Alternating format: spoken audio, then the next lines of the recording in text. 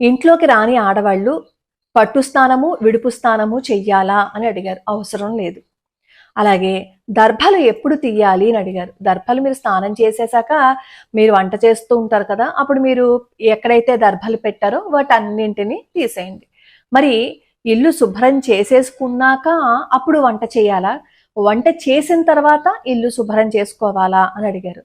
ఇల్లు శుభ్రం చేసుకున్నాకనే వంట చేసుకోవాలి. అయ్య బాబోయ్ ఎలా అండి అంటారా?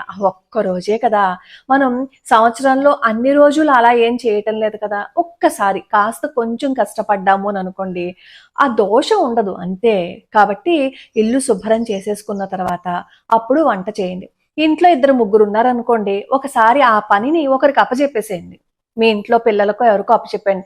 రే గబగబా కాస్త తుడిచేసి కాస్త తడిబట్టి పెట్టేయండి రా అనండి. మీరు ఈ లోపు స్నానం చేసి వచ్చేసేయండి. వాళ్ళు ఈ లోపు గదులు శుభ్రం చేసేస్తారు, వంట చేసేయచ్చు. ఇంట్లో ఎవ్వరూ లేరు అని అనుకోండి, మనకు తప్పదు కదా.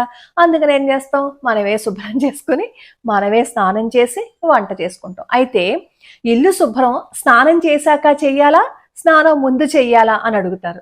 స్నానం చేసే ముందే బట్టలన్నీ తడిపేసి కాస్త ఇల్లు గబగబా తుడిచేసుకుని తడిబట్ట పెట్టేసుకుని అప్పుడు మనం వంట చేసుకోవాలన్నమాట. మనం సమయాన్ని బట్టి కొన్నింటిని మనం సర్దుబాటు చేసుకోవచ్చు. మరీ పూర్తిగా వదిలేయకూడదు, కానీ కాస్త సమయాన్ని బట్టి మీరు చేసుకుని హైరానా పడకండి, టెన్షన్ పడకండి, భయపడకండి, అంతే.